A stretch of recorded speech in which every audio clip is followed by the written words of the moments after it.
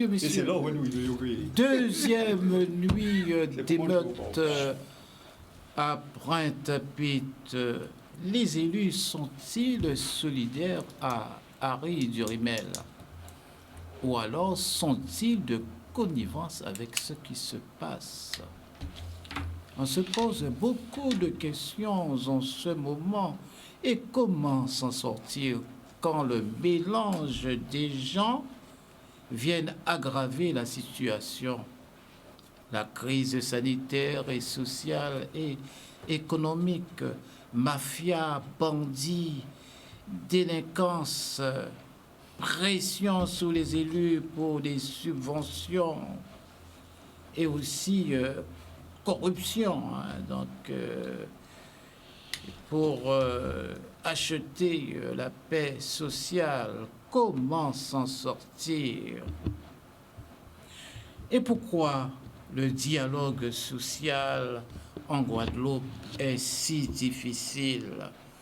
Pourquoi il faut un perdant et un gagnant? Et menace de mort en plus. Et oui, c'est très difficile le dialogue social en Guadeloupe.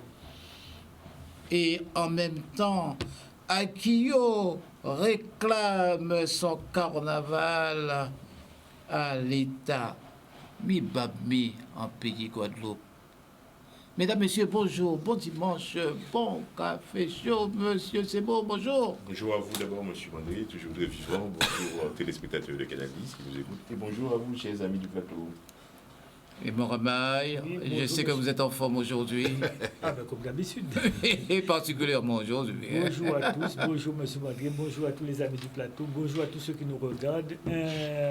Petit bonjour, petit coucou à Monsieur Itali qui devrait rentrer aujourd'hui.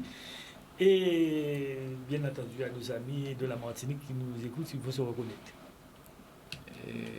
Notre grand maître à penser. Oh là là. Eh ben, c'est le même petit bonjour à toute la grande population qui nous écoute et qui nous apprécie, et ainsi qu'aux autres. René Beauchamp. Oui. Bonjour, bonjour à tout le monde sur le plateau et tout le monde qui nous écoute. Un grand bonjour à tout le monde.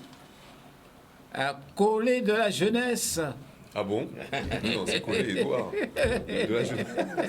Bonjour, Monsieur Mandré. Mais bonjour à ceux... Oui? Sur les réseaux sociaux, on parle beaucoup de vous, Monsieur Collet. C'est pas vrai? Oui. Non. Oui. Ah bon? Et oui, c'est Bon, le Facebook de Canal 10. Ah bon? Je demande si vous êtes marié. J'espère. C'est vrai? J'espère qu'on parle de moi mal. Il y a des belles-mères qui cherchent. Je te vois venir, toi. Alors, bien, messieurs, alors, donc, Pointe-à-Pitre, ça fait 2 nuits d'émeute. Il y avait le 20 janvier, et puis il y en avait une autre date, j'oublie encore. Novembre, je pense. Oui. Alors, on se demande pourquoi ça se passe toujours comme cela, c'est-à-dire après la mobilisation des antivax, et après ça traîne, et puis après, hop, nous quand rentrons en ghetto là. Alors cette question, bien entendu, on s'interroge, bien entendu. Je crois que tout le monde se pose la question là-dessus. Est-ce qu'il y a coïncidence désagréable? Est-ce que c'est un dispositif qui était déjà préétabli, préconçu? On n'en sait rien. Pour l'heure, je crois que les questions sont posées là-dessus. Alors c'est l'occasion d'abord pour moi d'adresser, bien entendu, les sentiments personnels. Je crois que chacun de nous sera dans cette direction, de sentiments de tristesse pour Pointe-à-Pitre. Pointe-à-Pitre n'a pas besoin de ça, parce que moi, je ne suis pas Pointe-Noir, mais j'ai vu ce qui s'est passé à Pointe-à-Pitre, j'ai vu sur les réseaux sociaux. Je crois que c'est une population qui souffre. Ce sont des chefs d'entreprise qui sont véritablement écrasés, martyrisés, et je partage aussi la douleur de l'équipe municipale. Pas des partis, une contre un autre, non. J'ai vu le maire de Pointe-à-Pitre il s'est exprimé, et je crois que c'est l'occasion vraiment pour nous ici de dire, bien, c'est trop pour Pointe-à-Pitre. Il y a une dernière élection, on connaît la situation à Pointe-à-Pitre. Pointe-à-Pitre était vraiment à genoux. Maintenant, Pointe-à-Pitre est couché à plat sous le ventre. Ce qui s'est passé là, c'est lamentable. Je crois qu'on doit véritablement crier au scandale. Vraiment, ça suffit. C'est trop pour Pointe-à-Pitre. Et puis, il en a parlé aussi de Géniès. On dit que si Géniès était là, bon Dieu. Oui, je pense, mais pas forcément Géniès. Non, mais je crois que c'est une action collective. Vous savez ce qui s'est passé vendredi. Enfin, je crois que c'est vendredi à Pointe-à-Pitre. Peut-être il y a eu des réactions des élus, collectivement. Peut-être que je n'ai pas entendu. Peut-être individuellement. Bon, en tout cas, moi qui suis les réseaux sociaux, je n'ai pas entendu de réaction collective des élus.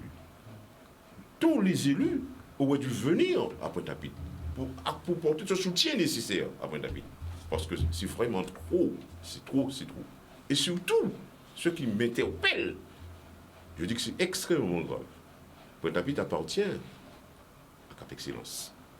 Pointe-à-Pitre n'est pas isolé. Pointe-à-Pitre, c'est une composante de Cap Excellence. Quelles que soient les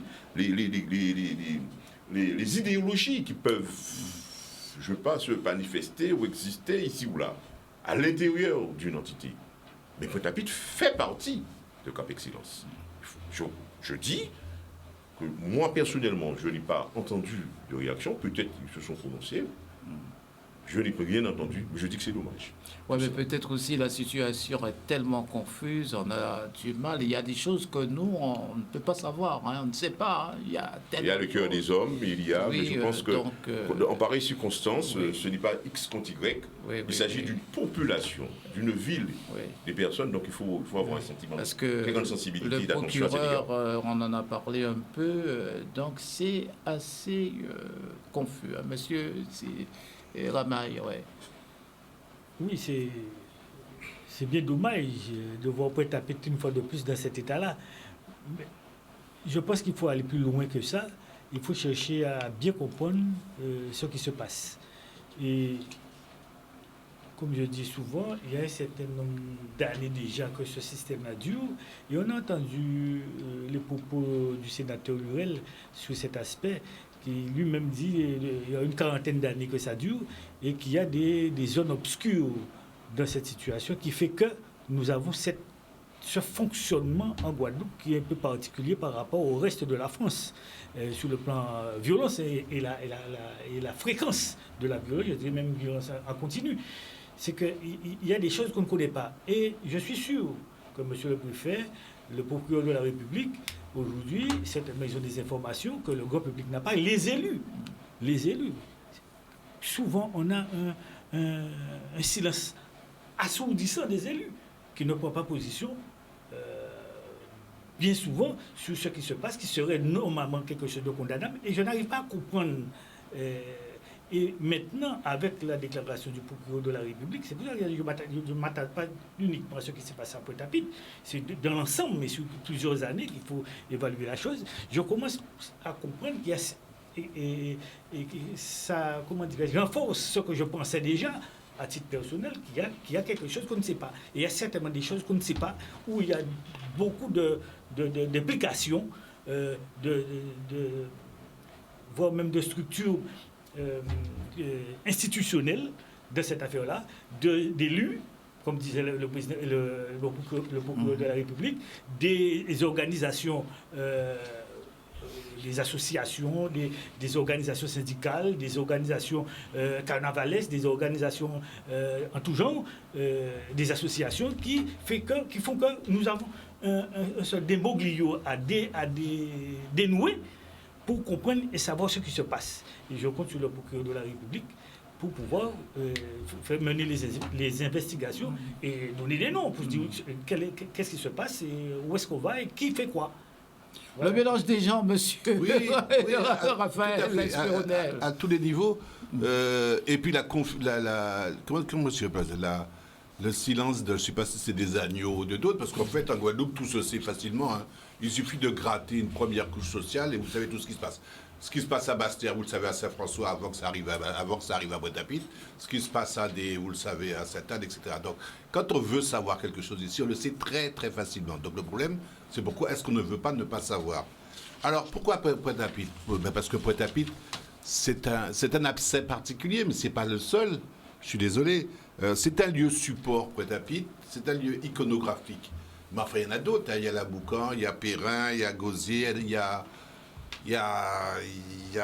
oui, Trois-Rivières. Enfin, on connaît les poches sensibles où, comme par hasard, les choses vont les lieux, ça sera un espace de convergence.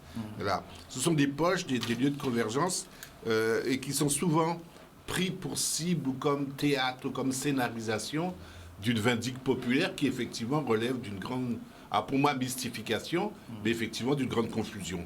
Alors, qu'est-ce qu'on y trouve? 3 sources, mais qui sont complètement connues. Je ne sais pas. Bon, enfin bon. 3 sources. Hein. Déjà des individus. Des individus dans un rapport particulier. Hein. Il y a un bordel, il y a un désordre, donc il y a toujours des gens qui vont en profiter dans une espèce de goût d'adrénaline, de recherche d'adrénaline, de recherche de sensationnel, coup de poing, coup de feu. Hein. Il peut y avoir des petits bourgeois là-dedans, très facilement, très souvent. Bon, et qui sont un petit peu des espèces d'ilotes comme ça, individualisées, qui gravitent autour des manifestations. Bon, et puis c'est tout. C'est tout, mais enfin bon, mais c'est quand même... En tout cas, ça répond d'un fait individuel. Puis il y a des gangs, il y a des véritables gangs, on les connaît effectivement, et surtout de préférence autour des grandes villes. Des gangs qui sont liés un petit peu à des gangs spontanés ou des fois des gangs plus ou moins organisés. Hein. Mais enfin, le plus souvent, c'est plutôt plus spontané, même s'ils se connaissent, c'est des espèces de tribus qui sont organisés autour de leaders émergents, de leaders spontanés, comme ça, et qui sont des gangs opportunistes. Du moment qu'il y a un bordel quelque part, il faut y aller. Là, c'est le grand opportunisme. Ils fonctionnent sur des logiques anti-système, et à partir du moment où quelque chose est soulevé, ils y vont. Bon, ça c'est très connu, c'est l'aspect un peu banal. Hein, et c'est pas spécifique à la Guadeloupe. Troisième niveau qui est un petit peu contextuel aussi, ce sont des mafias, cette fois-ci, des associations de malfaiteurs, qui sont, eux, bien organisés, avec une finalité, avec une démarche, qui peuvent être soudoyés, qui peuvent faire l'objet d'accords très stratégiques pour foutre le bordel par rapport à là où d'autres n'osent pas le faire, et qui, effectivement, sont soit à l'avant, soit à l'arrière des manifestations, et dans le but, effectivement, de foutre du désordre. Bon, tout ça, c'est bien gentil, on le connaît, on n'a rien inventé. Ce qui est plus difficile, mais je vais reprendre ça tout à l'heure, c'est la conjoncture globale dans laquelle on est, qui est effectivement, là c'est éléments de contexte, qui est une conjoncture de crise grave de société, de système, et sur laquelle il faudrait vraiment réfléchir, plus que sur l'aspect anecdotique de ces choses-là.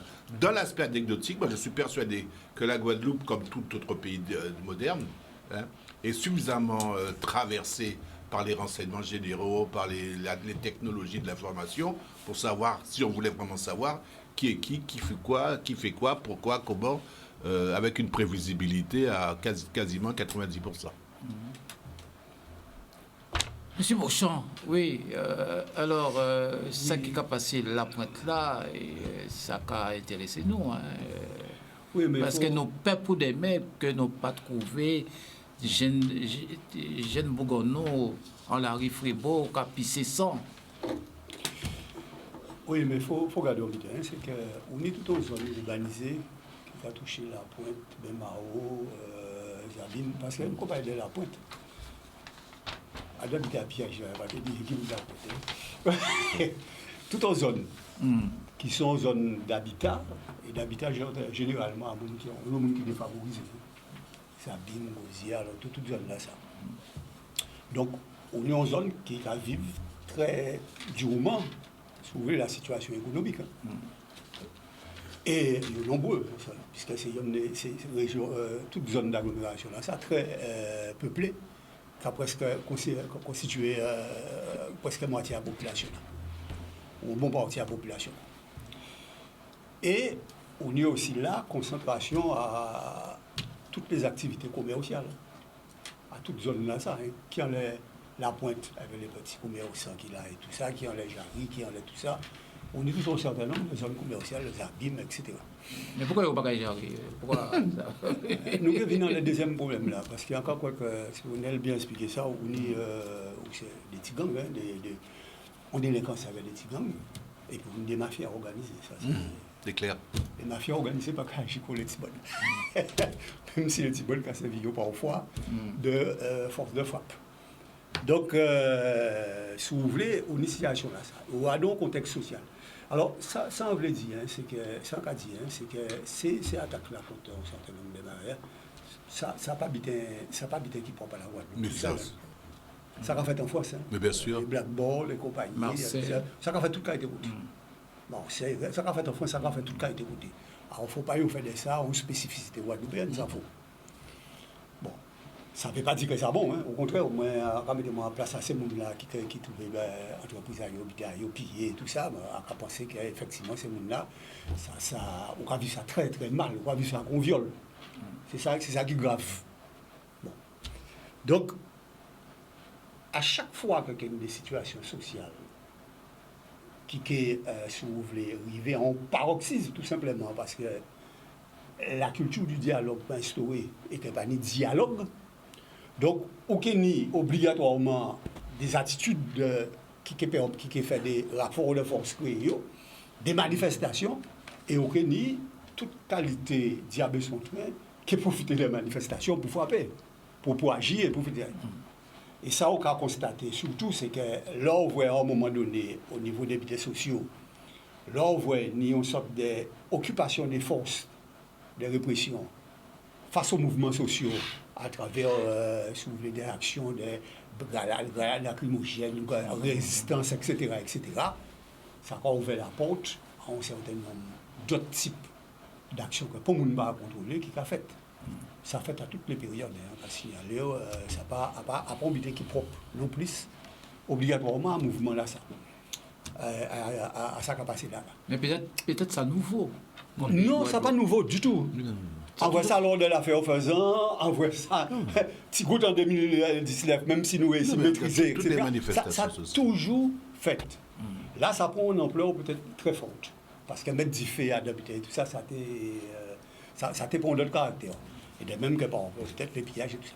Et ça vient amplifier, si vous voulez, par ça qui passait judiciairement, il y avait un procureur là, qui annonçait un certain nombre d'habitants et tout ça. Donc, émotionnellement, dans ce pays qu'on a nous là, ça a obligatoirement une piste force. Parce que ça a fait en France dans différentes régions, ça n'a pas ni même impact émotionnel là. Hein. C'est un grand pays.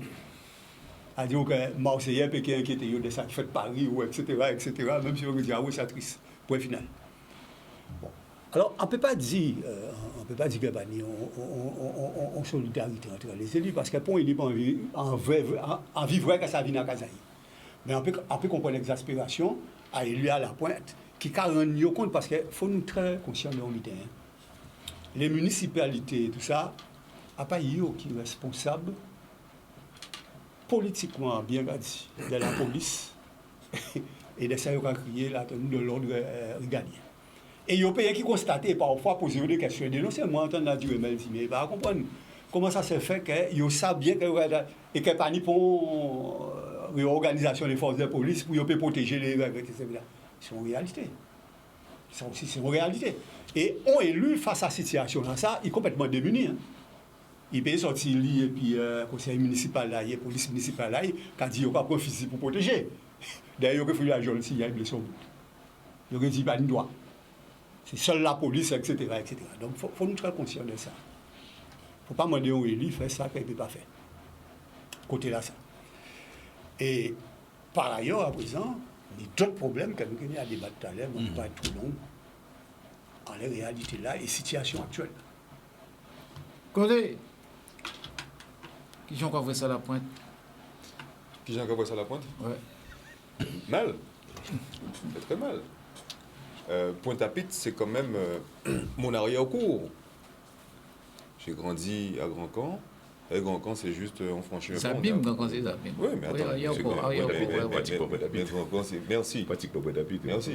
C'est vrai que on a l'eau. Non, il y a encore, oui. Non, mais parce que là, on descend sortir, ou quoi, des pères Jabelari là, à la pointe. Donc mon enfance, c'était là. Et c'est vrai que je suis désolé, mais il y a des choses qui ont été dites ici qui sont très importantes. Mais messieurs, il faut poser la vraie question. Quelle est la doctrine du maintien de l'ordre en Guadeloupe?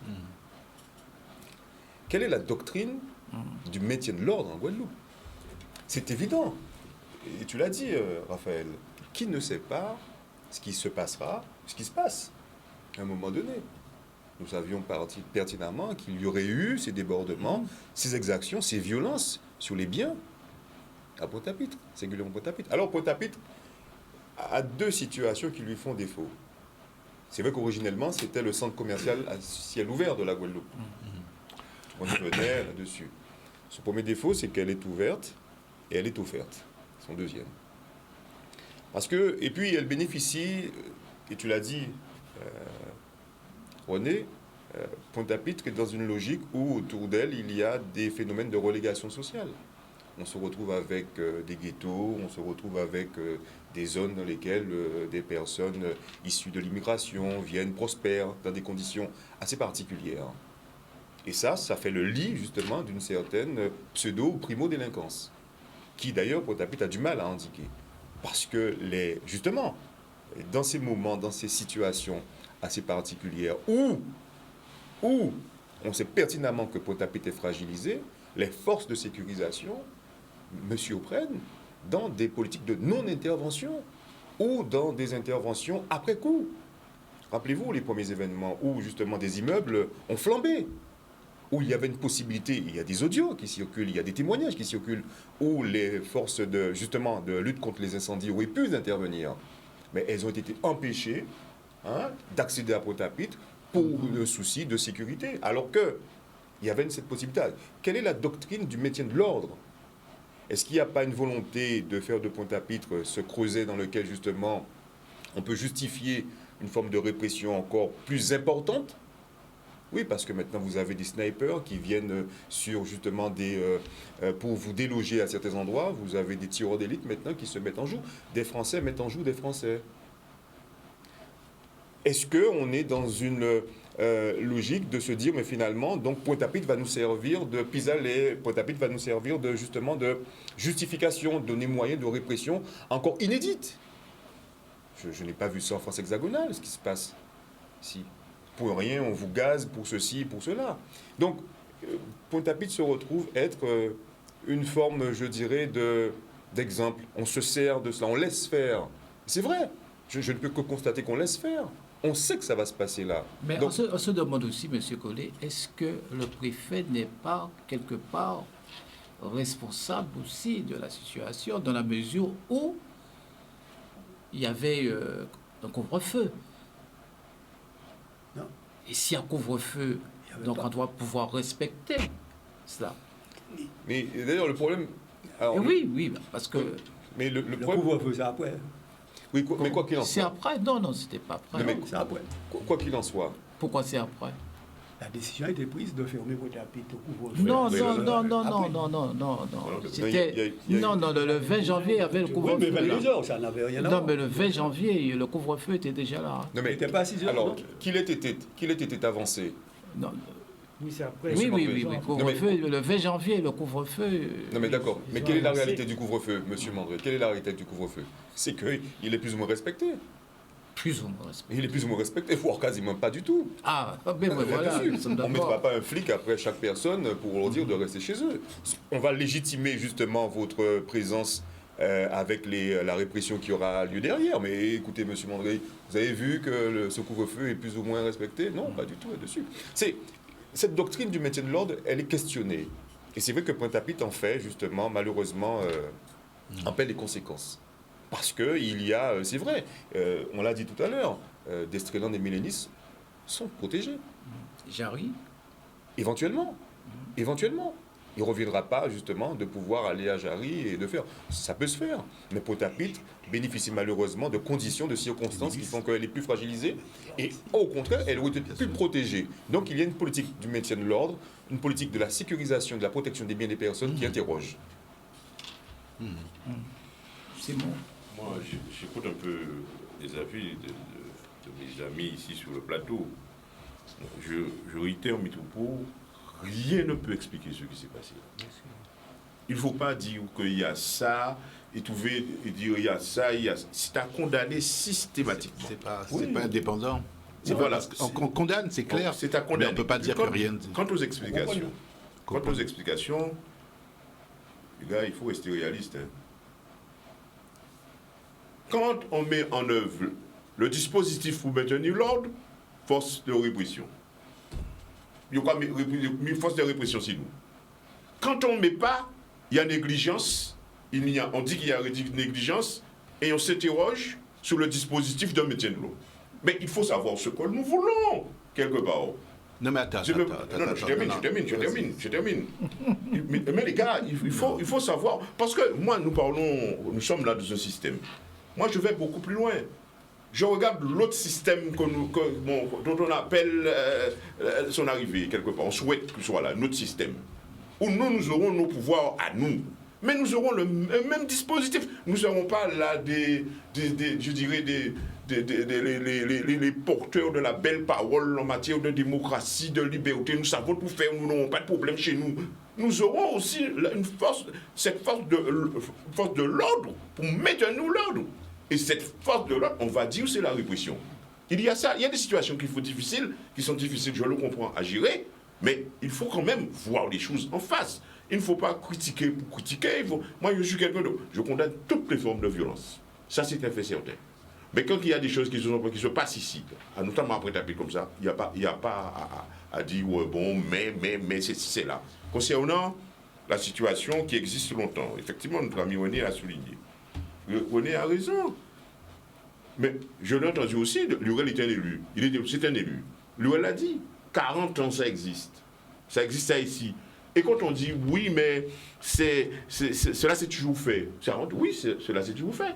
Mais moi j'apprends aussi qu'il y avait quelques complaisances dans la gestion des mouvements de la mobilisation, mouvements de concertation qui se passaient ici en Guadeloupe. J'apprends ça, n'est-ce pas? De la bouche de qui? De la bouche de quelqu'un qui est encore élu, qui est l'UL. Et si j'ai entendu une prise de position marquée de verticalité, comme je dis, c'est bien la position de l'UL. Non, il était dans le coup. Mais l'UL était dans le coup. Mais maintenant, je le dis, je suis quelqu'un, je m'exprime, M. Mandré, vous le savez, hein, il y a un élu qui a parlé. Il n'est pas ici. C'est l'UL. Et je peux vous dire une chose. Politiquement, en Guadeloupe, anticipez, il y aura un prochain l'UL en Guadeloupe. Attends, je vais vous dire, sur le plan du pouvoir, parce qu'il a parlé, et moi j'entends le cœur des Guadeloupéens, j'entends les gens qui parlent. Il n'y a aucun. Maintenant, vous voyez, il y a des prises de position, vous allez voir, progressivement, ça va s'incliner. On va se rapprocher de cette prise de position-là. On va venir dire oui, mais quand on voit qu'il y a de l'ambiguïté dans l'espace, dans le monde, chez les politiques. On a l'impression, c'est bidard des mondes. Voilà. Tantôt, ils sont contre l'État. Tantôt, ils sont avec le politique, donc tantôt contre l'État avec les politiques, et tantôt c'est l'inverse. Il faut avoir, quand on a des responsabilités, c'est ma conception, il faut avoir ce que j'appelle souvent cette verticalité dans le pouvoir. Alors, c'est pas une question de verticalité, c'est pas une question d'être d'un côté ou de l'autre. La problématique n'est pas binaire. Il faut qu'on sorte de cette logique l'État ou pas l'État. C'est pas ça. On sait tous qu'un fait social, depuis Nani, c'est par définition ce qu'on appelle un fait total. Ça veut dire que la totalité d'un certain nombre de processus joue à l'intérieur et en fait la spécificité. Alors quand je dis la totalité, c'est qu'il y a des individus, il y a des interactions, il y a des logiques, il y a des jeux, il y a des systèmes, et tout ça, ça fait ce fameux cette fameux plat guadeloupéen, ou pas spécifiquement guadeloupéen, et qui fait qu'on n'est pas dans des logiques binaires. Il ne s'agit pas de choisir pour l'ordre ou choisir pour la police ou quoi que ce soit. C'est pas ça. Même si à la fin, ça va aboutir à ça. Hein. Soyons clairs. Hein. Rappelez-vous Machiavel, que tout le monde connaît bien à fréquenter. Hein. Il faut que tout change pour que tout reste pareil. Ça veut dire qu'à la fin de ce bordel, la population demandera elle-même qu'on rétablisse l'ordre républicain. Et l'ordre républicain, c'est qu'on prend les mêmes, on les remet au même pouvoir légitimer, relégitimer dans leur fonctionnement. Non, il faut sortir de ça. Il faut bien comprendre. Alors, tout à l'heure, on s'est tous mis d'accord comme ça pour parler de l'aspect contextuel, la violence, les gamins, les gangs, etc. Bon, c'est pas le contexte qui est déterminant. Ce qui est déterminant dans la compréhension d'un fait social et d'un fait total comme ça, c'est la conjoncture. C'est pas le contexte, le contexte, c'est l'écume des choses. Et la conjoncture, c'est quoi alors en Guadeloupe et aussi en France, hein, je ne sépare pas.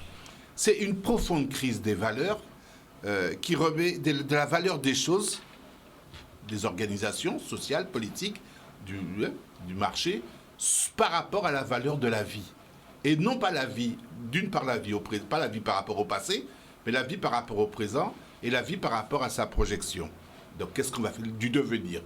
Et sans être long, qu'est-ce qu'on peut constater parmi les lignes de fracture profonde qu'il y a dans cette société-là? Et la Guadeloupe est un laboratoire par rapport à ça qui invite à réfléchir sur d'autres choses plus compliquées. Il y a déjà, pour commencer, on l'a vu en Guadeloupe par rapport à la crise du Covid, une fracture énorme entre souveraineté, démocratie et proximité. Qui prend les décisions qui nous concernent? On l'a vu, la proximité est éloignée. C'est vrai aussi en France, hein, le Parlement a été mis à côté, c'était la République des experts, etc., etc. Mais ça, c'est un problème. Il y a quelque chose, il y a une domiciliation du pouvoir qui doit être dans un lieu où les choses se passent. Donc, ce problème entre démocratie et proximité. Il y a un autre problème, il y en a 1000, hein, mais je vais rapidement. Dans la redistribution, il est clair que nous sommes dans une société complètement inégalitaire, injuste, et que beaucoup de personnes, on parlait des zones périphériques de relégation, beaucoup de personnes, pour un tas de raisons, ne veulent plus faire pacte de citoyenneté. Alors, la redistribution dans les années glorieuses, elle était faite par l'éducation nationale au niveau social, distribuée un petit peu, pas terrible, mais enfin c'était quand même un ascenseur. Elle était faite par la sécurité sociale, par la CAF, par ceci, par cela, par les institutions. Et la Guadeloupe s'est beaucoup développée grâce aux institutions. Il est clair qu'aujourd'hui, toutes ces institutions étant là où elles sont, quid de la redistribution? Il y a des inégalités en Guadeloupe qui sont, je ne les justifie pas, qui sont insoutenables, on le sait. Et donc tous ces gens-là, à la moindre occasion, au moindre fait, vont remonter. Il n'y a pas que ça. Il y a aussi une opinion publique qui évolue, et en Guadeloupe beaucoup. Alors on dit les élus, mais en France c'est pareil. C'est quoi le conflit qui est entre opinion publique et gouvernants? Vous vous rendez bien compte, il y a eu des élections en France européenne, etc. L'opinion publique a décidé quelque chose, les gouvernants ont décidé autre chose, et partout en permanence, et le propre de la gestion de crise, c'est de voir que l'opinion publique est complètement mise à l'écart par rapport à ce qui la concerne. Il y a aussi un problème entre la vision, on veut quoi comme société? Là, je rejoins tout ce qui a été dit, et la réalisation des choses à travers les règles du jeu commun. La question qui se pose, c'est que ces règles du jeu édictées par des experts, des bureaucrates et tout ce que vous voulez, n'obéissent pas à des logiques qui sont des logiques de territoire, des logiques de terrain, des logiques des individus, ou alors les gens ne se les approprient pas, parce que la démocratie est peut-être en panne. Nous sommes dans une société, je vais m'arrêter parce que sinon j'en ai pour 10 ans, hein, où le moi-disant social, c'est quand même un problème en Guadeloupe comme ailleurs. Chaque fois, le social est estimé comme une variante d'ajustement structurel ou n'importe quoi. Et donc, on est réellement dans une position, et je m'arrête, mais arrêtez-moi, messieurs. On est dans une position de désobéissance civile, et quand la désobéissance civile arrive à une certaine logique, eh bien, on est dans une situation insurrectionnelle permanente. C'est ça, l'état de crise, au-delà du Covid. Beauchamp, Oui, non, comment s'en sortir? Ça intervient ici, c'est que, très rapidement quand même, hein, tout butin de pillage est incondamnable. Hein. C'est Tout à fait normal. Parce qu'il a touché l'antisocial, il a touché des mais c'est non négociable. Ça condamnable. Ça n'a pas de problème là. Et on doit éviter qu'on arrive à ça. Mais il faut savoir que pour arriver à ça, c'est tout simplement parce que il y a aussi des réalités qu'il faut voir à l'entour ça. Et des précautions et des mesures à prendre. C'est une réalité aussi. On va regarder la pointe pendant cette histoire-là. Mais la pointe est livrée à elle tout seul. Hein. Nous avons une police nationale. Aux côtés des gens. Enfin, ces gendarmes là qui interviennent dans les barrages, mais nous avons une police nationale aussi, etc. Est-ce qu'il y a les moyens d'être assumés véritablement là dans la région-là et éviter ce bilan à ça? On rend compte qu'il n'est pas bien sorti. Il n'est pas sorti. Le risque là qu'il y a aussi, c'est que des gens qui ont trouvé pillé tout ça, ils ont autant de ça dans les réactions, c'est qu'ils ont dit, bon, mon cher, si pas de police, si pas de police, etc., nous devons faire timide sans nous, nous devons descendre avec fusil, etc. À un moment-là, ça n'a pas inquiété. Hein? Oui. Ou que voilà la gendarmerie, la police, tout le monde qui intervienne, certainement pour ramasser morts et blessés, certainement pour arrêter quelqu'un pour capiller tout ça, mais certainement pour arrêter 2 ou 3 boules qui arrivent de physique derrière 2 boules, et ils ont pas tenu à manger pour physique, comment ils ont dit mettre les armes sur les fusils en main, même si c'est pour bien, ils ont remis. Donc en fin de compte, nous perdons, complètement perdants à la situation là. C'est pour ça qu'on dit que c'est des situations qui sont graves et qui faut éviter qu'on arrive à ça. Mais si ça fait en 3e fois, qu'il est mort. Bon, peut-être, oui. Mais ça on va dire dans ça, c'est que pour nous pas arriver à là, il faut nous retrouver sans stigmate et que nous ayons une régulation en société en nous. Que nous ayons un véritable dialogue qui réussit à instaurer en société là. Alors, ni les lois, mais ni l'esprit des lois. Et en la base de ça, il y a des dialogues, il y a des débuter en fonction des réalités. Or, justement, là où on a des postures, parfois il y a des partenaires. Mais là où on a des postures, qui sont des postures telles que la posture gouvernementale, si on ne pas suivre, en cas de foulage, en cas d'empêcher au travail, en cas de c'est des postures de blocage. En face, on a des postures qui disent, si on pas, au cas où on a dans des postures de blocage, qui en fait, il faut nous sortir dans des postures de blocage, et il faut nous garder quelle réalité à pays là ça. Quel état à pays là ça, à dans la situation actuelle, on peut pas venir dans la situation générale, parce que la situation générale là qu'il faut aborder. Mais ne serait-ce que pour sur les situations là qui liées à la crise sanitaire, qu'on trouve un certain nombre de solutions, que les gens s'y ont autour de la table, qu'ils ont discuté tout ensemble, et qu'ils ont trouvé une régulation de façon à permettre, évitons des désastres sociaux, parce que là, on va priver les gens de l'emploi, qui est libéral, parce que c'est le cas des médecins, etc. On peut mettre en difficulté énorme parce qu'il n'y a pas de harcèlement, j'ai dit ça, c'est tout le monde essaie de. Donc, il faut trouver une solution par rapport à ça. Et deuxième question, c'est que ces postures-là, ça, qui sont des postures brutales et tout ça, il y a une deuxième conséquence grave que pour les gens pas vrai, mais les gens qui ont une occasion vraie. On est des gens qui l'école. On ne peut pas parler des jours de travail qui ne sont pas fait tout, mais on peut parler de tous ces gens-là. Et ces sections-là, ça, c'est des sections assez nombreuses au niveau des lycées professionnels, qui ont formation dans les bulletins sanitaires et sociaux, qui disent aux sanitaires et sociaux. Ils sont paramédicaux. Ces petits gens-là qui ont dans ces formations-là, ça, ils n'ont pas qu'à accepter prendre en stage parce qu'ils n'ont pas vacciné. Et toute masse de ces gens-là, ça, qui a dans ces secteurs-là, ça, ils ont qu'à retrouver en fin d'année impossibilité de passer l'examen parce que le stage n'a pas validé. Vous croyez qu'il y a une situation stressée? Les organisations syndicales en particulier, là, quand on est là, puisqu'elles respectent, poser question là au niveau de l'électorat, poser problème là au niveau de l'électorat, et ça dit oui, effectivement, ils sont conscients de la bidère, ils ont crié le ministère, et le ministère dit qu'il va revenir pour une décision. Ça, c'est un problème politique aussi fondamental. Et c'est pour ça qu'on a croire qu'il faut une réponse politique forte, guadeloupéenne, qui va permettre certainement de mener le gouvernement à négocier, à discuter pour trouver un certain nombre d'habitants et de prendre en compte, et c'est ça la réponse politique, de prendre en compte base à négociation là pour dire les organisations collectives là, mais c'est ça nous va mettre à la table et que nous va faire.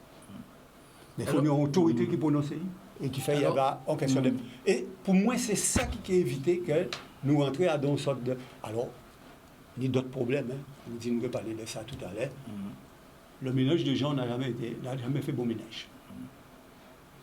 Si à un moment donné, les opinions politiques liées à la mafia, ça a abouti à la catastrophe la plus totale. Nous voyons ça dans notre pays, d'ailleurs, donc c'est des bidets à pas jamais mélanger. Alors, si les mafias laissent exercer d'un côté, il ne pas mélanger. C'est tout. Alors, c'est bon. Non, vous avez parlé en lettres que le président Chavus se voyait au président Macron. Est-ce qu'on peut parler de nous En fait, nous pensons que tout le monde doit être là, ça, tout le monde nous connaît, parce qu'il paraît sur les réseaux sociaux. Je pense qu'il n'y a pas de problème. Les réseaux sociaux, je recevoir d'être là, je prends lecture. Bon, c'est sûr, et encore la presse aussi, ce matin. Moi, je me suis procuré le courrier. C'est un courrier d'abord personnel. Il n'y a pas eu de réunion de plénière, ce n'est pas l'Assemblée qui s'est prononcée. C'est le président, quand je lis la lettre, je l'analyse à la fois la forme et le fond. Je me rends compte quand on regarde la forme, on se rend bien compte que c'est une écriture personnelle. C'est lui qui a pris la décision, mais il n'a pas été investi par, je crois, une quelconque assemblée à le faire. Quand je regarde la lettre, c'est fait avec, bien entendu, l'entête, le support de la région. Ça, on le voit. Il fait certainement un accord à l'élection il peut ailleurs. pas- Parce que le président du conseil Ça reste un acteur il ne va pas faire politique. bien tout seul. Hein. Non, il n'y a pas lieu de dire... Il y a accord à Attention. Moun qui a l'entourage, pas l'Assemblée. Attention, Moun qui a attention. l'entourage. Il n'y a pas lieu de dire, on critique, c'est une observation qu'on fait. oui. Parce qu'il faut être très rigoureux dans les écrits. Hein. Nous ne pourrions nous pas marcher c'est papier en chaque tête. monde Non. dit ailleurs, mais quand nous avons lettre, ou quoi analyser à la fois sur la forme. Non, et le mais fond. ça on veut dire, Alors, c'est qu'il y a au moins Il y a un tout staff staff à l'entourage qui participe à staff. Mais c'est Il y a parce que le moi, papier quand en tête. je lis la Oui. lettre, Quand j'envoie une lettre de mon cabinet, Oui. il y a un papier en tête. Il y a un papier en mais- tête. On sait d'où oui, ça oui, vient. mais Raphaël, chacun analyse à sa manière, chacun a sa clairvoyance sur l'écriture, Ok, d'accord. alors chacun se prononce à sa manière. S'agissant de moi, je dis que quand je lis le document, je me bien rendre, c'est une lettre personnelle qui a adressée à quelqu'un avec, me semble-t-il, il a quand même de bonnes relations, je suppose, avec le président Macron. Il a saisi le président sur cela. Et puis j'observe aussi que ce que je viens de dire, je le précise, mais aussi un fait important, c'est que j'ai le sentiment, peut-être quand je lis la lettre, que c'est sûr que je dis que le président ne sait pas ce qui se passe ici. C'est le sentiment que j'ai, à travers le contenu de la lettre, quand on analyse la lettre. Quand Macron ne sait pas. Donc on porte à la connaissance de Macron, on l'y fait. Alors, la Guadeloupe, il y a un directeur de l'hôpital qui est là, à l'œuvre. Chez nous, il y a deux structures, il y a des directeurs. Il y a un conseil d'administration qui dirige ça. Moi, je n'ai pas retrouvé ça. En tout cas, il ne s'agit pas de critique, il s'agit d'observation concernant la lettre. Alors, qu'est-ce qu'il en vient? Je suppose qu'il aura bien entendu une réponse. Mais je m'attends à une réponse très amicale. Monsieur Très Mandry. amicale. Monsieur Mandry. Oui, Alors, monsieur Collet, oui. C'est vrai que deux réactions rapidement. Parce que je disais dans mon préliminaire concernant les violences sur Pointe-à-Pitre. Je postule, et je répète, je questionne les politiques de maintien de l'ordre. C'est un choix préfectoral. Et ne nous départissons jamais de l'idée que la volonté étatique, c'est de discréditer ce qui se passe ici, pour légitimer tout simplement l'application d'une loi. Et le courrier du président Chalus, puisqu'on parle de cela, vient en résonance à ce que nous avons toujours dit ici. J'ai entendu des gens dire ici qu'on ne pouvait pas abroger une loi. C'est faux, on peut abroger une loi. Tout au moins, on peut l'adapter. Mais le courrier du président Chalus, que je te remercie, Jean, l'a communiqué, qu'on a tous lu, demande bien, part d'un principe de réalité que le président de la République connaît. Ses ministères lui renvoient les informations, la préfecture lui envoie les informations. Son ministre Le Cornu, quand il est arrivé ici, qu'est-ce qu'il s'est fendu en vous disant oui, mais d'autres patients, c'est soit ça, ou soit tout simplement plus d'autonomie. Ils sont au courant de ce qui se passe ici. Le président Chalus a raison de rappeler une situation inédite en Guadeloupe et demander une adaptation, de prendre en compte une situation que tu as évoquée, des personnes qui sont en situation de non-emploi, des jeunes Guadeloupéens qui vont se retrouver à ne pas pouvoir passer leur examen parce qu'ils ne sont pas tout simplement vaccinés. Et il rappelle une situation de fait que nous connaissons tous. Le président Chalus s'émeut et il s'en émeut d'une situation qui est inextricable. Et il en appelle au président de la République pour adapter cette loi. Et puis il se fend de cette lettre à l'appui de son conseil de la représentation régionale, puisqu'il dit bien, faisant suite à l'adoption le 29 décembre 2022 de l'amendement des élus guadeloupéens portant adaptation de l'entrée en vigueur du pass vaccinal en fonction des réalités du territoire. Donc il a bien quitus de la représentation régionale pour pouvoir parler, en tout cas écrire au président de la République. Bref, tout ça pour dire quoi? Que ça fait un moment qu'on dit que cette loi, aussi scélérate qu'imbécile, doit être tout simplement adaptée. Il ne faut pas mélanger les choses. Je ne mélange rien du tout. Je parle de faits circonstanciés. Je parle de faits. Je lis comme tout le monde. Je parle de faits circonstanciés. Le président Chalus a rappelé au président Macron la situation de fait que nous connaissons ici.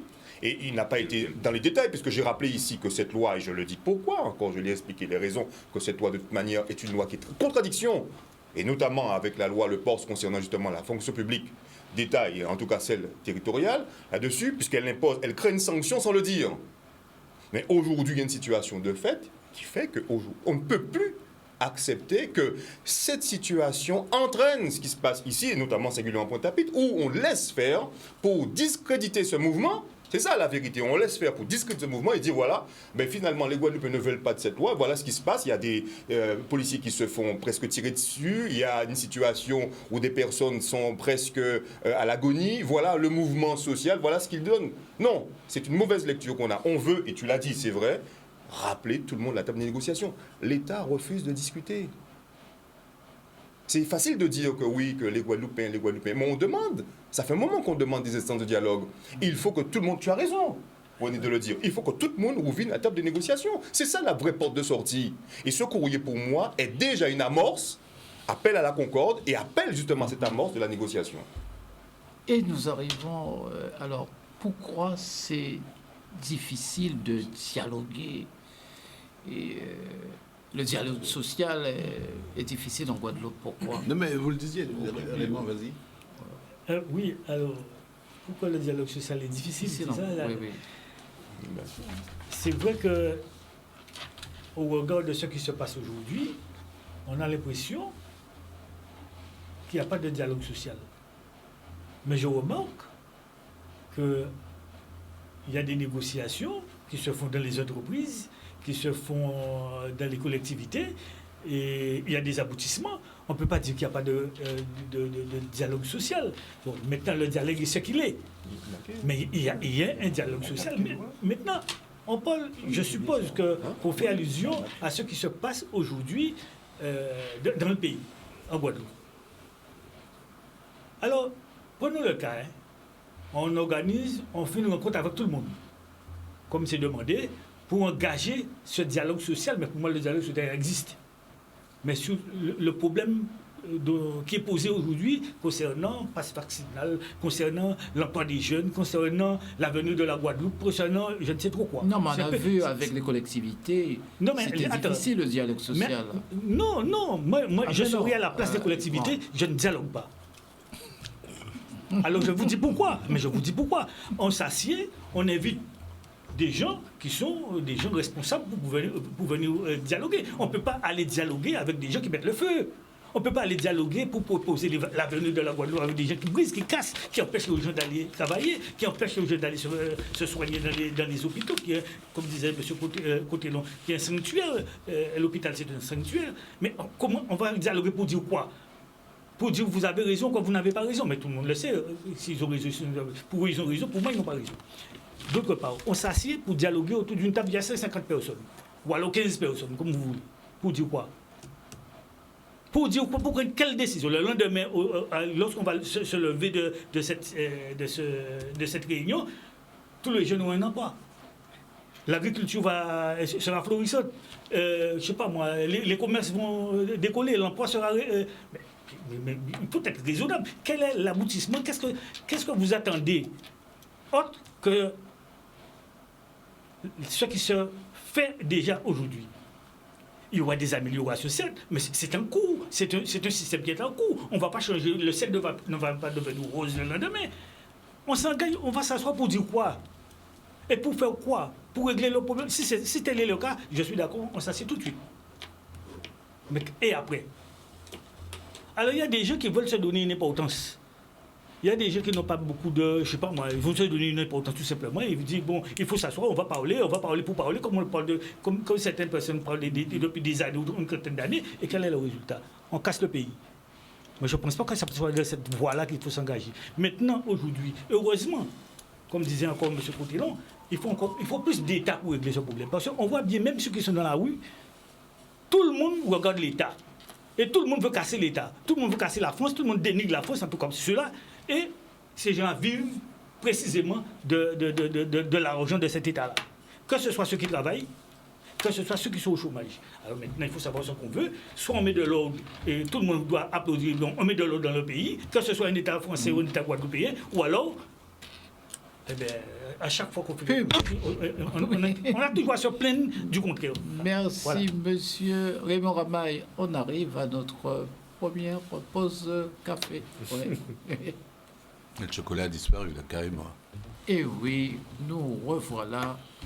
Pourquoi le dialogue social est difficile en Guadeloupe, monsieur. Oui, mais Tournel. techniquement, on l'a dit en introduction, Ouais. à partir du moment où on est dans une situation sociale, interactive, avec différents partenaires, différentes personnes, aux jeux différents, aux logiques différentes, dans un contexte qui est lui-même en sous-tension. Donc, et à partir du moment que dans ça domine, ce que vous disiez tout à l'heure, des confusions de genre, confusion de style, amalgame, discours paradoxaux ou paradoxal, plusieurs discours, en tout cas, logique catégorielle, logique du quant à soi, logique d'intérêt particulier, il est clair que les conditions du dialogue ne sont pas réunies. Ce n'est pas tant le dialogue qui n'est pas possible, que le fait que les conditions qui président au dialogue... On ne discute pas blip comme ça, bloc comme ça. Pour discuter à ce niveau-là, il faut des préalables, qui sont des préalables systémiques, pour rentrer en dialogue. Or, ces préalables-là sont très difficiles à atteindre maintenant. Alors, pas depuis un bon bout de temps, hein. Parce que lorsqu'on parle, il faut parler pour dire quelque chose à partir de faits, à partir de bases. Or, quand on voit un petit peu, maintenant plus en rentrant plus dans les détails, dans la clinique sociale, le statut des choses, le statut des faits dépend du statut des personnes. Ça veut dire que si je suis syndicaliste, je pense comme ça, les faits. Je suis politique, les mêmes faits, je les pense différemment. Je suis citoyen, je suis enseignant, je suis soigné, je suis malade.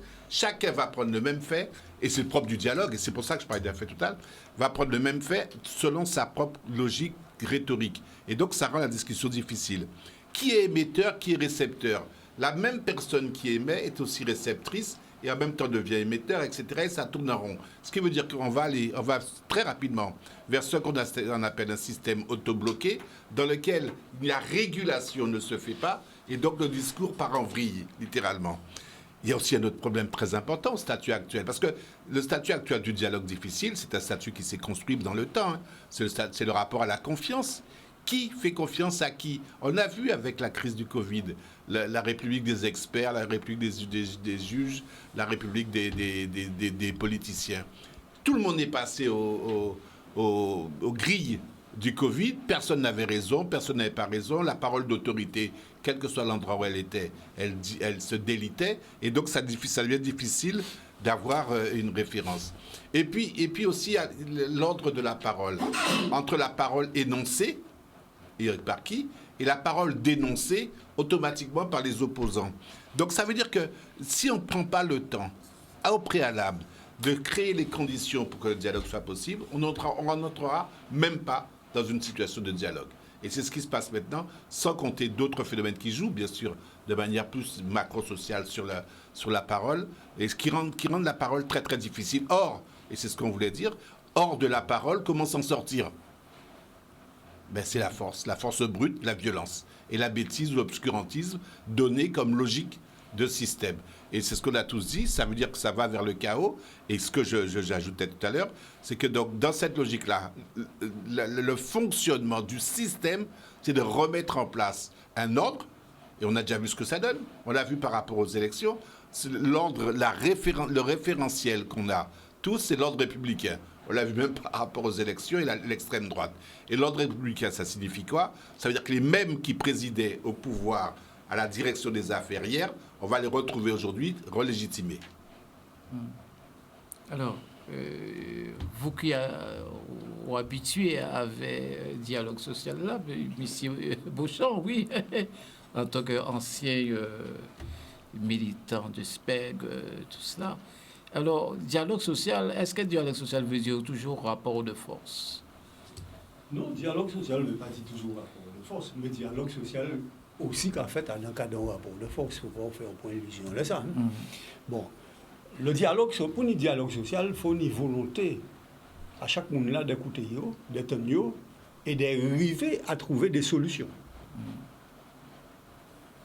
Mais très souvent, dans un pays là, ça fait partie de l'histoire d'un pays là, ça, on a des rentes de situation inévitées qui ont fait que les gens ont des blocages au niveau du dialogue social. Ils ont considéré c'est bité en moins, c'est mon gars sans moi travail, ou pas ni Hakadi, et l'autre a considéré, eh bien, vous à présent, c'est exploité, vous exploiter moins, il faut sortir de cas. C'est pour ça qu'on attend. Parfois, dans le langage, on attend des gens qui disent tous les patrons, c'est des exploiteurs, c'est des criminels, c'est des boucans, la nuit, les doigts travailler, qui ça, c'est des généralisations. De l'autre côté là, où que des patrons qui disent, bon, tous ces ouvriers, c'est des feignants, c'est des boucs qui vont travailler, ils vont venir juste pour gagner la journée, mais ils vont essayer de trafiquer là pour faire le moins possible, etc.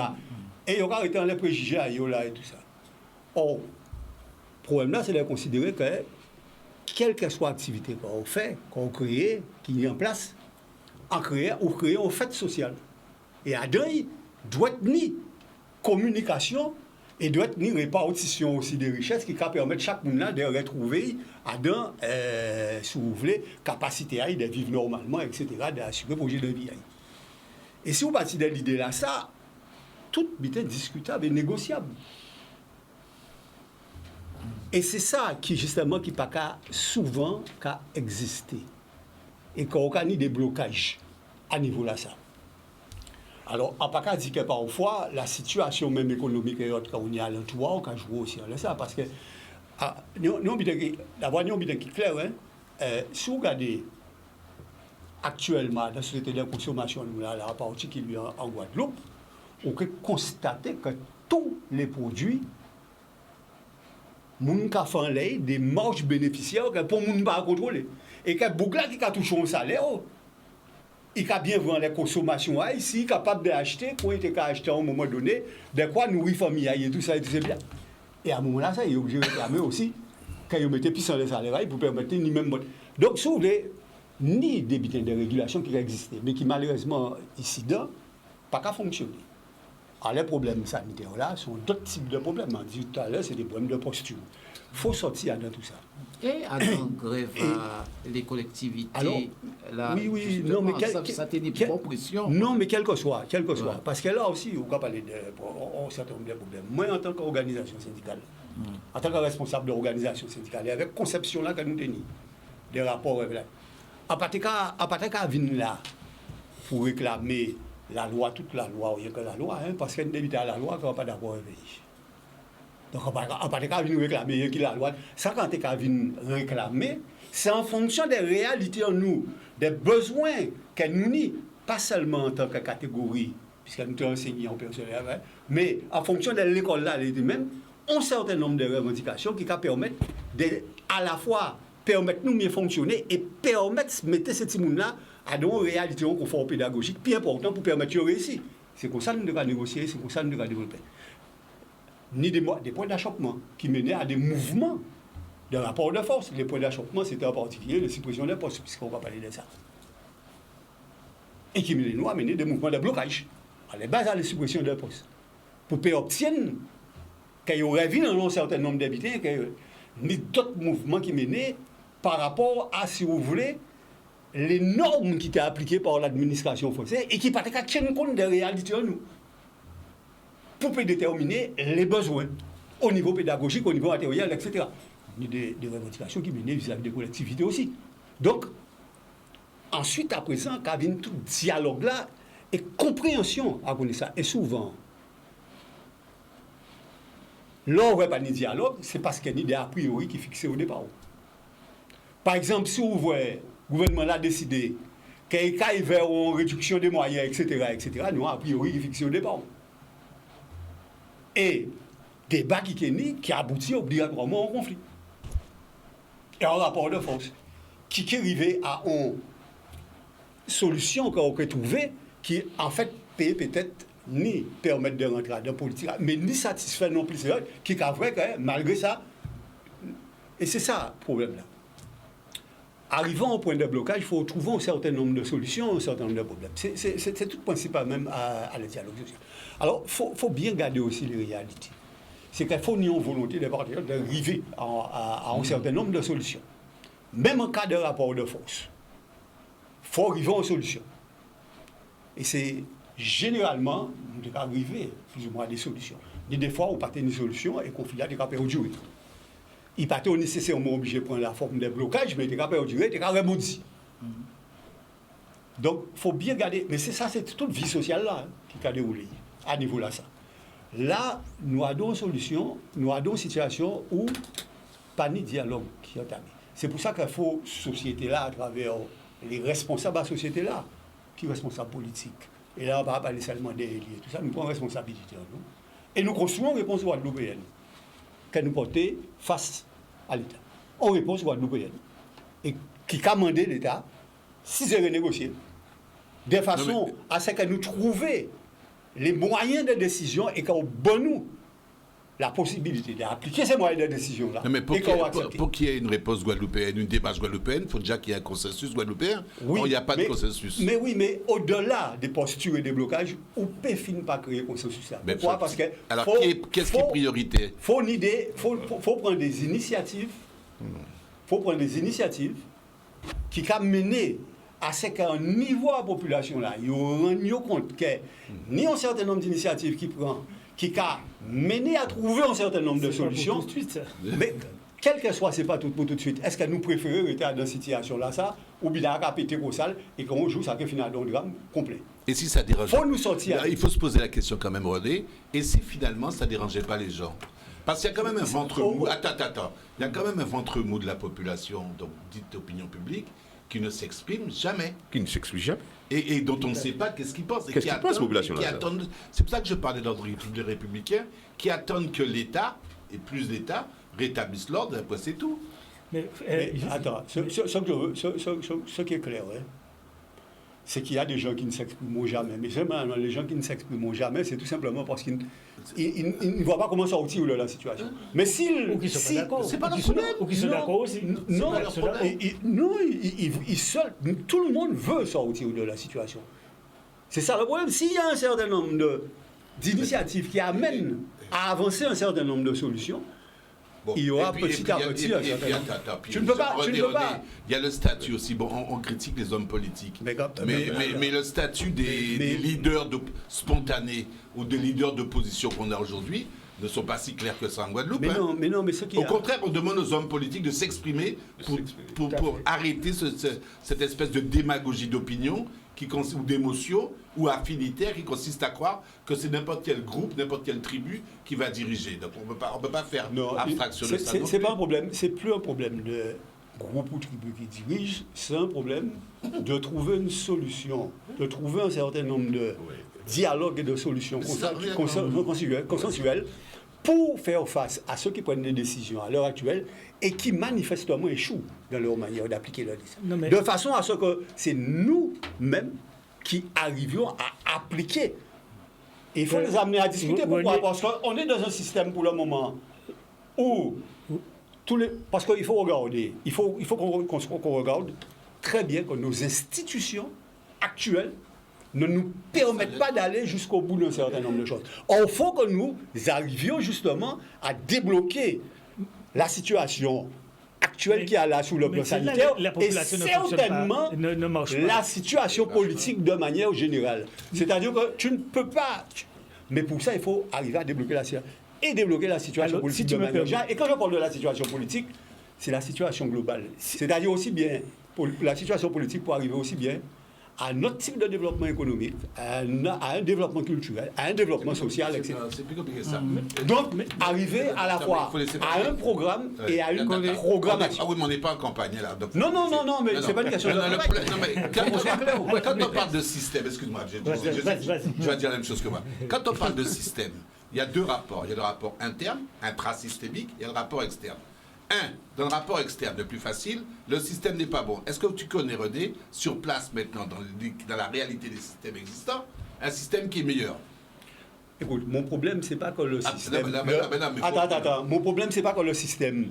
Le système... Attends, c'est pas que le système est bon, le système a des défaillances et il faut le modifier. Mais bien sûr. Terminé. Alors, comparons... C'est tout. De façon à pouvoir évoluer plus positivement. Mais on est d'accord sur l'intrinsèque...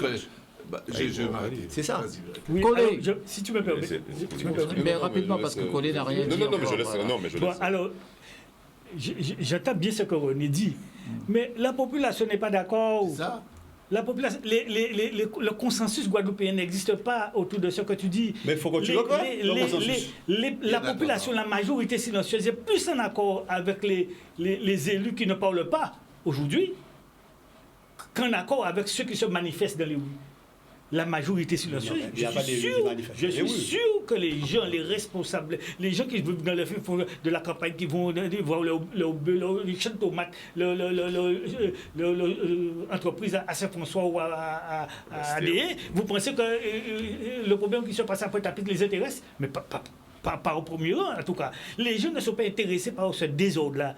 Je ne dis pas qu'il ne faut pas modifier certaines choses. Il y a certainement des choses à modifier. Il y a toujours quelque chose à faire. Il y a toujours une amélioration à apporter. Mais la population ne marche pas. Et on a bien vu, on vient d'avoir des élections régionales, on a vu le razzia que Chalus a fait. Maintenant, on sent bien que la population est plus proche de Chalus que des gens qui sont dans les rues, qui manifestent dans les rues. Je ne dis pas qu'ils ont leur raison, mais on sent bien que la majorité n'est pas par là. Mais je n'ai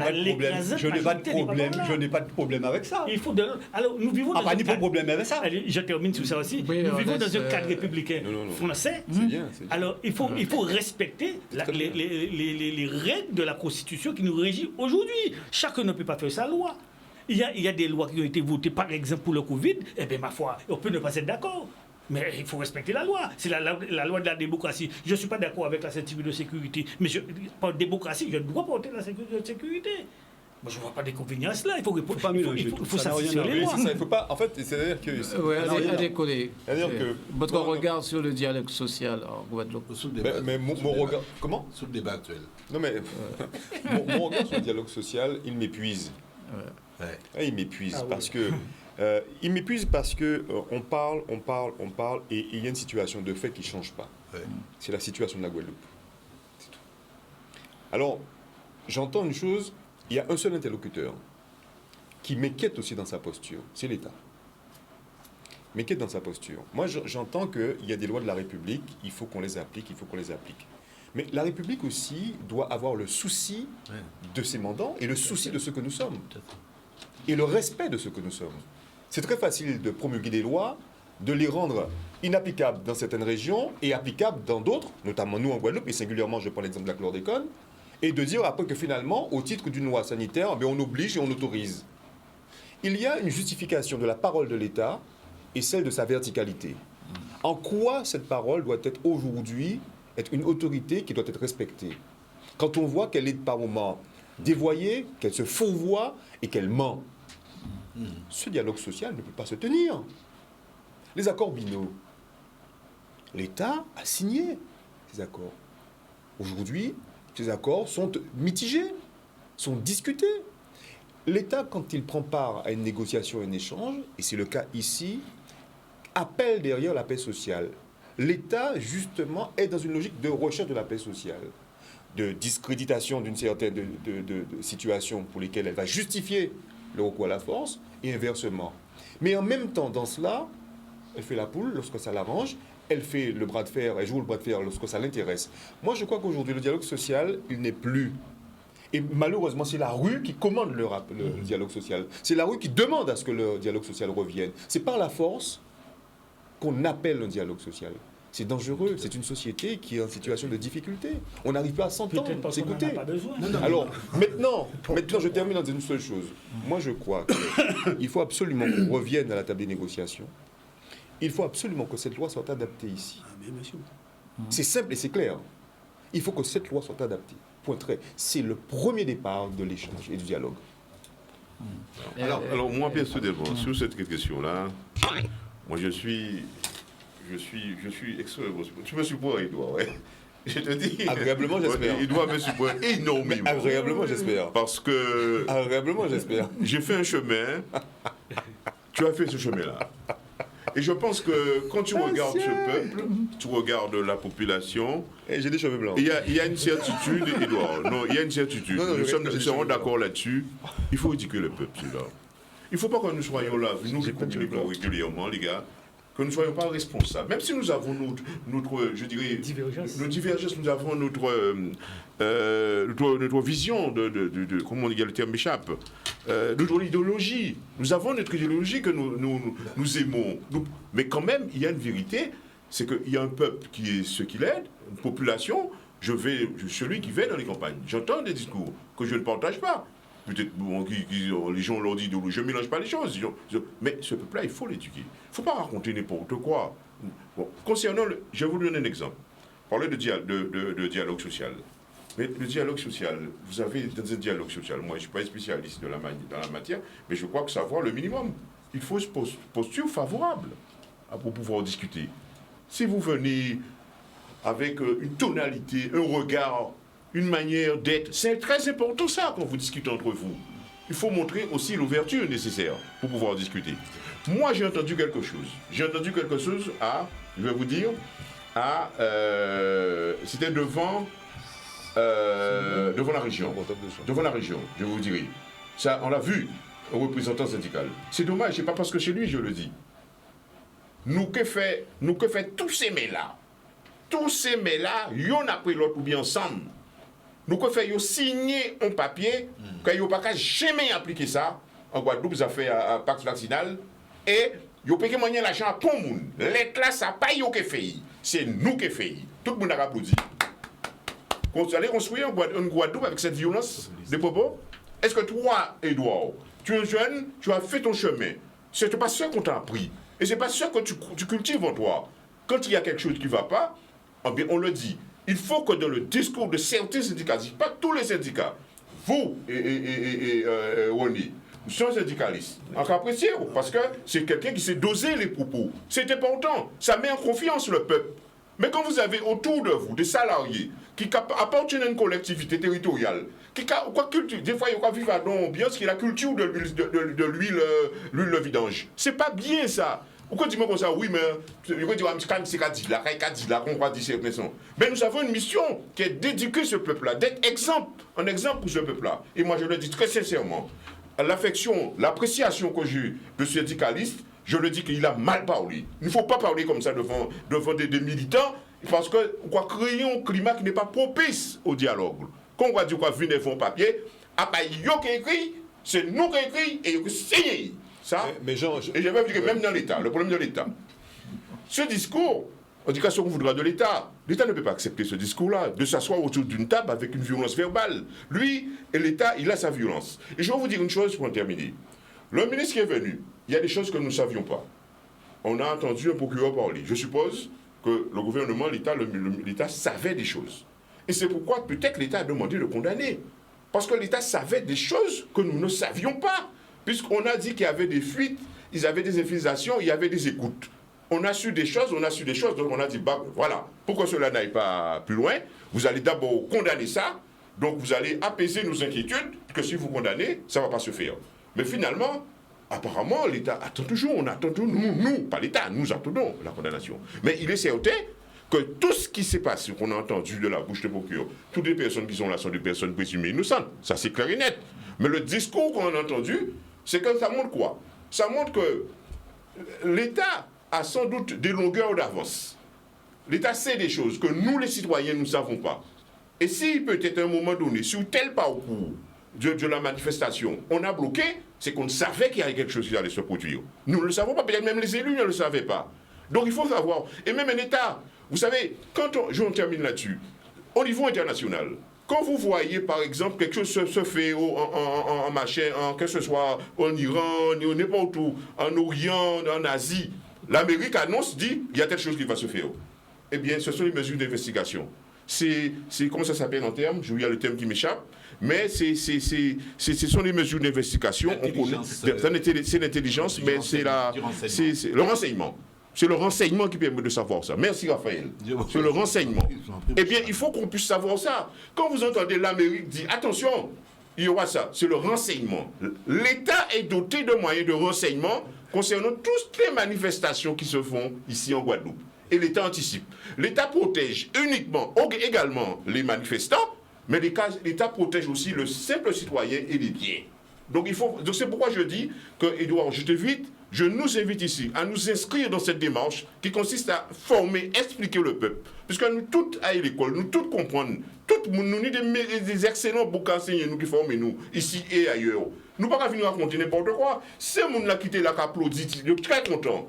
Eh bien, et posez une question de ces gens-là. Il n'y a pas j'ai dit syndicaliste là, concernant la région, qui dit qu'à manifester, a dit, mais non, il ne faut pas dire ça comme ça. Nous, écoutez, nous, ce n'est pas bien pour ces militants. Ça ne va pas se faire comme ça. Eh bien, il ne faut pas faire ça comme ça. C'est sûr que je condamne. Mais je peux vous dire, moi, je ne suis pas contre les manifestations. Parce qu'il y a des choses que porte le syndicat. Moi, je suis d'accord là-dessus. Et il y a d'autres problèmes qui se posent en Guadeloupe. Si le syndicat avait, le collectif avait pris ces problèmes-là, eh bien, ces problèmes, je peux vous dire très sincèrement, eh bien, on aurait sans doute d'autres. Le condensé de difficultés, le concentré de difficultés en Guadeloupe aurait été vraiment, vraiment plus énorme. Mais c'est la manière de faire qu'il faut condamner. Et je vous invite ici, individuellement et collectivement, que nous puissions condamner ça. On ne peut pas faire un pays comme ça. Alors, tu nous mets le même dictat que les. Oui, mais voilà, c'est ça. Moi, je réponds juste à Jean. Oui, c'est particulier, c'est paradoxal en même temps. Mais parce qu'il dit ça, mais un peu, il demande de quoi. Jean, je vais condamner une seule chose. Quand on ne veut pas discuter, on cherche des faux arguments. Jean, je te le dis, quand on ne veut pas discuter, on cherche de faux arguments. L'État a déjà donné son préalable. Condamné. Si l'État voulait discuter, l'État n'aurait pas mis ça comme postulat. C'est simple. L'État a besoin d'une seule chose, c'est de faire passer sa loi, point barre. Taisez-vous, pliez-vous. Ça, ce n'est pas ce que moi j'ai appris du droit. Ce n'est pas ce que j'ai appris de la gouvernance. Mais je termine, Jean. Ce n'est pas ce que j'ai appris, justement, de l'essence et de l'éthique politique. Mais on n'est pas là pour servir un peuple. On est là pour écouter, dialoguer. D'ailleurs, tu l'auras noté, ce gouvernement n'est pas là pour écouter. Hein. Oui, mais tu es là, regarde. Non, attends, je termine. S'il te plaît. S'il te plaît. On m'a fait la réflexion la fois dernière. Oui. Avec respect, je m'autorise à te demander d'écouter jusqu'au bout, s'il te plaît. Je crois que cet État n'est pas là pour entendre. Il est là pour imposer. Et ça n'a échappé à personne. Maintenant, Jean, je crois qu'avec ta sagacité intellectuelle, tu n'as pas confondu syndicalisme et militantisme. 38. Tu fais la part des choses. Jean, tu fais la part des choses entre syndicalisme et militantisme. Je ne peux pas empêcher, moi, quelqu'un d'être militant.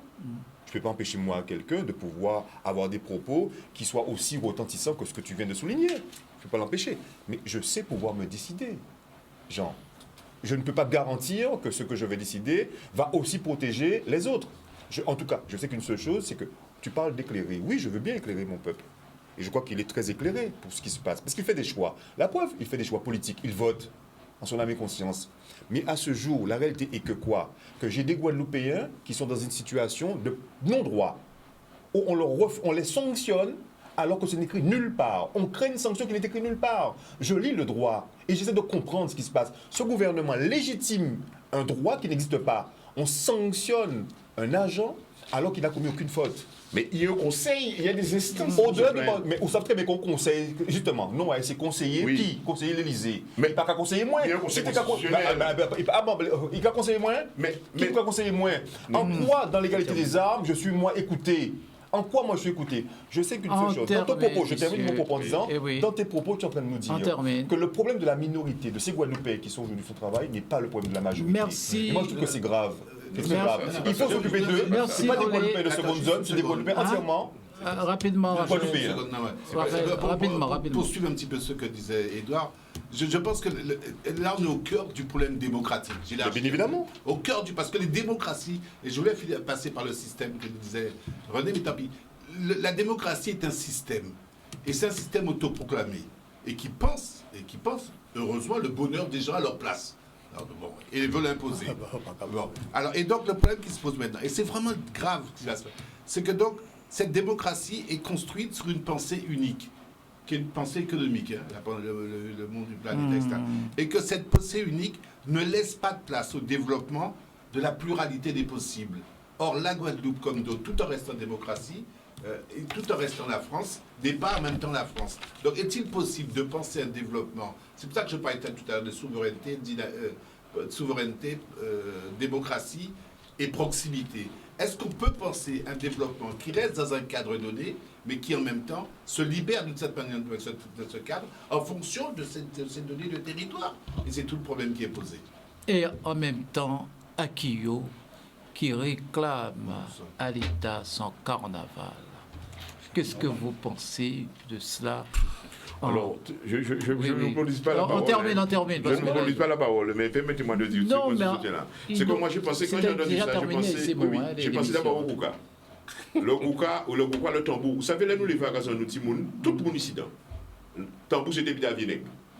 Et je crains qu'il y ait des postures qui puissent créer une division au sein du peuple entre la perception de la culture. Nous avons une culture valeureuse, elle est riche, mais il faut protéger la culture et ne pas, à mon sens, mélanger la culture de n'importe quel Rapidement, machin. oui, c'est Faut bon. faire attention. Oui, oui. Et Ça, c'est très paradoxal. Oui, alors, s'agissant du carnaval, Carnaval, oui. alors, deux petits mots. Hein. Mm. Est-ce qu'on doit mettre le carnaval avant la santé ou la santé avant le carnaval? Oui, c'est une question qu'on peut se poser. Moi, oui. je rejoins, pour une fois, je rejoins Rabail. Bon, si c'est vraiment un problème sanitaire, bon, il faut arrêter. La culture, elle est millénariste, elle est dans la longue durée. Si momentanément il faut adapter un petit quelque chose, c'est possible. C'est pas ça qui va remettre en cause la culture guadeloupéenne. La culture guadeloupéenne n'est pas tombée de la dernière pluie et c'est pas le prochain orage qui va l'emporter. Donc s'il y a une parenthèse à mettre en place pour une problématique sanitaire, faisons-le, il n'y a pas d'enjeu. Non, mais moi, je comprends non butin. C'est qu'ils font butin. Ils disent qu'attention, on ne pas mettre carnaval là, entre parenthèses. En gros, c'est ça qu'ils disent. Oui. Au Brésil. Oui, mais c'est ça. C'est Oui, ça au qui est Brésil, arrivé. Hein, d'accord. parce qu'au Brésil, il Ouais. aurait poussé simplement. Mais bien sûr, bien sûr. Donc, en gros, c'est ça. Hein. Oui, Attention, il faut pousser. il ne faut pas mettre entre parenthèses. Cette petite expression-là, quand tu voulais, pour te dire attention. Il y a quand même des groupes qui arrivent. Il ne faut pas mettre entre parenthèses. Moi, ça ne va pas gêner moi. Hein. La culture n'est-elle pas l'expression d'une liberté populaire? On y est? Mm. D'accord. Simon, quelle heure? Oui, c'est bon. Moi, je crois que j'ai tout dit. On a tout dit. Je vais dire l'heure. L'heure, on est On est à l'heure. midi moins. Midi. Avant l'heure. On peut y aller. Dis-toi. L'heure de Non. quoi? Dis-toi. L'heure Midi du 3. Colombo. Non, mais en fait, s'il faut souhaiter quelque chose, vraiment, si Oui, nous devons oui, souhaiter, allez. c'est vraiment l'apaisement, c'est que les choses aillent mieux et que chacun puisse tempérer ses propos, bon, pour savoir, et que nous sachions vraiment ce qui s'est passé. Parce qu'on a entendu Oui, non, le mais- procureur qui s'est exprimé. Il y a sans doute des investigations. Moi, je ne sais pas, nous- comme René, comme Edouard, comme Raphaël, tous, on se pose la question, qu'est-ce qui s'est passé derrière tout ce qu'on nous a raconté, oui. on a entendu de la presse. Oui, mais des procureurs. et en même temps, Oui. un pays boit de l'eau moussage poulette, tout ça, tout le monde a dit. Hein. Attendre voir Non, le débat sera contradictoire. Bien sûr. Mais je dis, Attendre voir encore débat pour comprendre, contradictoire, hein. tout en sachant bien que, Oui. certainement, que dans les bitains et tout ça, il y a des intérêts contradictoires qui expriment. Oui, c'est un argument contradictoire, nous le savons. Chaque monde, chaque parti, peut-être qu'il y a des condamnations. Si une condamnation, c'est qu'il y a un problème qui bitait, et on a la vérité. Parce qu'il faut qu'il y ait, à mon sens, pour trouver de l'apaisement, il faut qu'il y ait une vérité. La vérité peut être du côté du collectif, ça peut être aussi du côté de la justice, enfin des hommes de loi, qui ont mené des investigations. Mais maintenant, on se pose des questions par rapport à tout ce qu'on a entendu. Eh bien, notre émission arrive. Pas encore. On continue. C'est bon. C'est bon. Notre émission arrive à sa fin. Le et dimanche, puis- là-haut. Et lundi matin, d'accord, matin, vers ok, 5h, pour passer une excellente journée et à dimanche, si vous voulez bien. Merci de nous avoir suivis. Bonjour,